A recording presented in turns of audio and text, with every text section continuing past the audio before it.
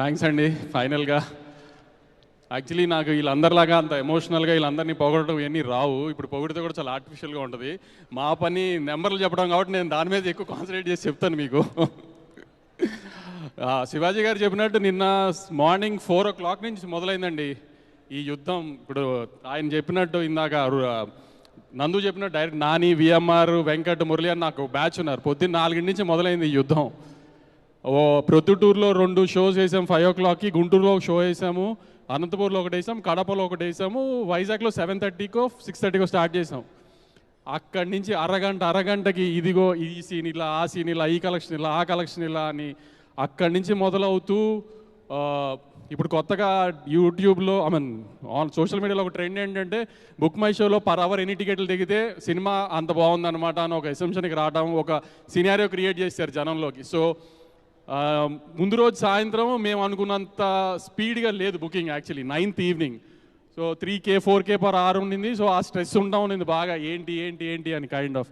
So morning US నుంచి US audience కానీ Rayalaseema audience కానీ చాలా బాగా రిపోర్ట్ ఇచ్చారు. యాక్చువల్లీ యూఎస్లో ఇంత మాస్ సినిమా ఫస్ట్ పడుతుంది, ఎలా రియాక్ట్ అవుతారో ఏంటో అనుకున్నాను. కానీ యాక్చువల్లీ నేను ఎక్స్పెక్ట్ చేసిన దానికంటే ఇంకా బెటర్గా రియాక్ట్ అయ్యారు యూఎస్ ఆడియన్స్. దానికి యాక్చువల్లీ వెరీ గ్రేట్ఫుల్. ఎందుకంటే అక్కడి నుంచి ఫస్ట్ స్టార్ట్ అయింది సినారియో. దాని తర్వాత రాయలసీమలో అయ్యేటప్పటికి మాత్రం హిట్ స్టేటస్ మాకు అర్థమైపోయింది ఫస్ట్.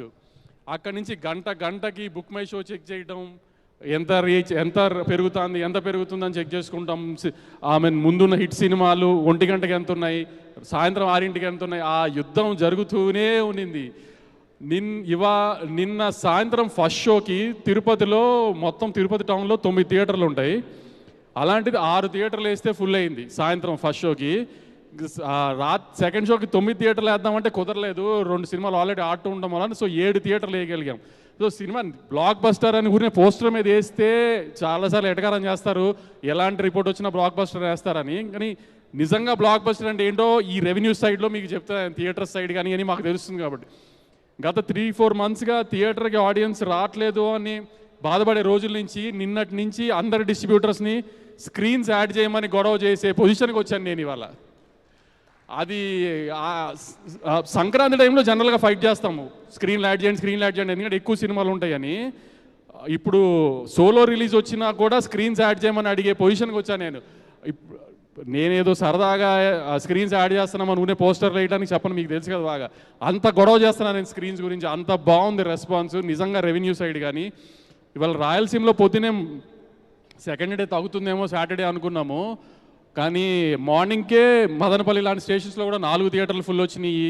గుంటూరు లాంటి స్టేషన్ మామూలుగా మా గుంటూరు డిస్ట్రిబ్యూటర్గా నోరు తెరిచి ఏం మాట్లాడి ఎప్పుడు ఏడు మోహన్ తిరుగుతూ ఉంటాడు వాడు నాకు మార్నింగ్ షోస్ అన్ని ఫుల్స్ వచ్చినాయి అని వాడు చెప్పటము. కానీ సో ఇట్లా ఏంటంటే మామూలుగా డిస్ట్రిబ్యూటర్లు అందరూ ఫోన్ చేసి చాలా హ్యాపీగా ఉండి బ్రహ్మాజీ గారు చెప్పినట్టు వాళ్ళకి ఎలా ఆర్టిస్ట్గా బాగా పర్ఫామ్ చేశారని చెప్తారో అలా మాకు డిస్ట్రిబ్యూటర్లు చెప్తారు, ఈ ఫుల్ అయింది, అది ఫుల్ అయింది, ఇక్కడ యాడ్ చేసాం, అక్కడ యాడ్ చేసామని. అట్లా ఫోన్లు చేస్తూనే ఉన్నారు మాకు నిన్నటి నుంచి అంతా. ఆఖరికి నిన్న Nizam gross morning show matinee first show కలిపి ఎంత ఉందో 3 షోలు కలిపిన గ్రాస్ ఒక సెకండ్ షోకి ఉంది. ఆ విషయం నాకు 12:40కి తెలిసింది. 12:40కి ఇంకా నాగార్జున గారికి ఫోన్ చేయలేదని కూడా ఆలోచించుకుంటూ ఆయనకి నేను మెసేజ్ చేశాను, సార్ లేచే ఉన్నారా అని. ఇంకా ఆయన లేచలేరు పాపం. అంతే అప్పుడు అఖిల్కి ఫోన్ చేసి చెప్పా, ఒక సెకండ్ షో గ్రాస్ 3 షోలు గ్రాస్ అంత ఉంది సార్ అని. అంత రీచ్ వచ్చేసింది సెకండ్ షోకి వచ్చేటప్పటికి సినిమాకి. ఒక ఎల్విఆర్ అని ఒక డిస్ట్రిబ్యూటర్ ఉంటాడు, అతని దగ్గర నుంచే ఉత్సాహంగా గొంతులో రాలేదు నాకు. అతనికి RRR ఇచ్చినా బాహుబలి ఇచ్చినా అతని గొంతులోంచి ఏం రాదు కాబట్టి అతను కూడా హ్యాపీగా చెప్తాడు అనుకున్నా. అతను ఒక్కడే చెప్పలేదు నాకు, మిగతా అందరూ చాలా మంచి రెస్పాన్స్ ఇచ్చారు. ఆడియన్స్గా కూడా మీకు చాలా థ్యాంక్స్ అండి. నేను ఎక్స్పెక్ట్ చేసిన దానికంటే పెద్ద టర్న్అవుట్ వచ్చింది నిన్న కానీ ఇవాళ కానీ. ఇందాక శివాజీ గారు చెప్పారు అఖిల్ థ్యాంక్ యూ చెప్పిన విధానం బాగా నచ్చిందని. సార్ దాంట్లో అఖిల్ థ్యాంక్ యూ చెప్పడం కంటే అఖినేని నాగార్జున గారు కంట్లో నీళ్ళు పెట్టుకున్నారు, కొడుకుకి అంత పెద్ద హిట్ వచ్చిందని. ఇంతకంటే ఒక సినిమా పెద్ద హిట్ అయిందని వ్యాలిడేషన్ మీకు అక్కర్లేదండి. ఇన్ని సంవత్సరాల్లో నాగార్జున గారిని నేనైతే ఎప్పుడు అలా చూడలా. నేను మొన్న ప్రీ రిలీజ్ ఈవెంట్లో కూడా చెప్పా నాగార్జున గారి గురించి తవరు చెప్తానని. అంటే షూటింగ్ జరుగుతున్నంతసేపు ప్రొడ్యూసర్గా నాగార్జున గారు ఆమె పెద్ద రోల్ ఏమి ఉండదు, సీన్లు అప్పుడప్పుడు అడగడం తప్పితే. సినిమా యావిడికి వచ్చిన తర్వాత మా ఎడిటర్ కొంచెం సైకో. మామూలుగా అయితే అన్నపూర్ణలో పెట్టుకోమంటారు ఎడిటింగ్, ఎందుకంటే అన్నపూర్ణ సినిమా సితారా ఉన్నా ఎందుకంటే సార్కి కంఫర్ట్ అని. కానీ వీడికి ఏంటంటే వీడికి కూర్చునే కుర్చీ, వీడికి టీ ఇచ్చే బాయ్, ఇవన్నీ వీడికి కంఫర్ట్ జోన్స్ ఉండాలి. సో వాడు కొంచెం నేను సితారాలోనే ఎడిట్ చేస్తా అన్నాడు. ఆయన స్టేజ్ ఎరికి ఆయన లేదు వంశీ ఆ అన్నపూర్ణలో పెట్టు అంటే అందరం నోరు మూసుకుని పెట్టాల్సిందే అక్కడ. కానీ రిలీజ్కి 15-20 డేస్ ముందు నుంచి ఆయన ప్రతిరోజు సితారా ఆవిట్లోనే కూర్చునేవారు. ఆయన ఈయన ఒక డౌట్ అడగటం, వాడైనా చెప్పటం, వాడేదైనా డౌట్ అడిగితే ఈయన ఆలోచించుకురావడం, సరే ఒక గంట ఇంటికి వెళ్ళి వస్తానని చెప్పటం.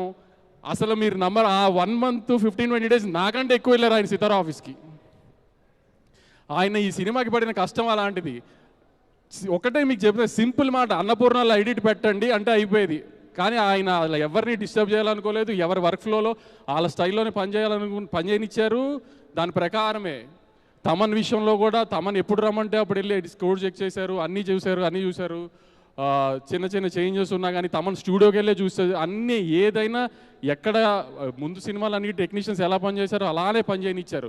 ఈ డిస్ట్రిబ్యూషన్ దగ్గరికి వచ్చేటప్పటికి, థియేటర్స్ రిలీజ్ దగ్గరికి వచ్చేటప్పటికి కూడా ఇది ఎవరికి ఇవ్వాలి, అది ఎవరికి ఇవ్వాలి ఏంటి ఏ డిస్కషన్ లేదు. నేను నా సినిమాలు ఎలా చేసుకుంటున్నానో అలానే చేయనిచ్చారు ఆయన. అన్నీ దేంట్లోనూ ఎక్కడ ఏది అక్కడే మీకు ఎంత పెద్ద మనిషో మీకు తెలుస్తుంది. ఇప్పుడు అలాంటి కొంతమంది మనుషులు అంత పెద్దవాళ్ళు ఎందుకు అవుతారో ఇట్లాంటి విషయాల్లో తెలుస్తుంది. ఎక్కడ ఎవరి డిస్కంఫర్ట్ని ఆయన స్పాయిల్ చేయలేదు. అసలు అంత బాగా ట్రేడ్ రిసీవ్ చేసుకుంటానికి వాళ్ళ సినిమాని ఇంతమంది వెనకాల కష్టపడ్డారు.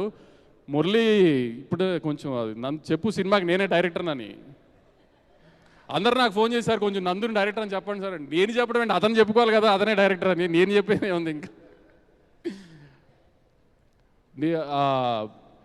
ఇన్స్టాగ్రామ్ ఓపెన్ చేస్తే సార్ అఖిల్ హిట్ కొట్టేశాడు.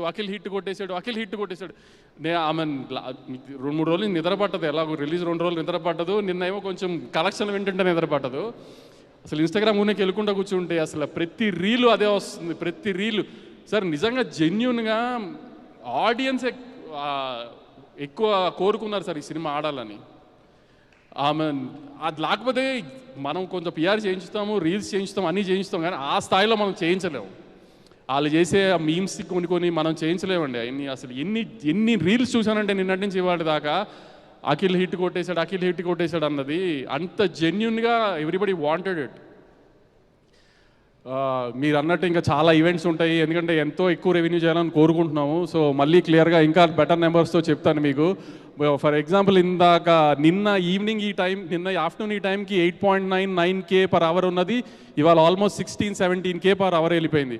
ఆల్మోస్ట్ అన్ని సిటీస్లో ఫస్ట్ షో సెకండ్ షోస్కి కెపాసిటీ ఇష్యూస్ వచ్చేంత రేంజ్కి జనం చూస్తున్నారు సినిమా. చాలా థ్యాంక్స్ అండి. మళ్ళీ you guys are turning out and coming to the theatres and watching the film. Thank you very much.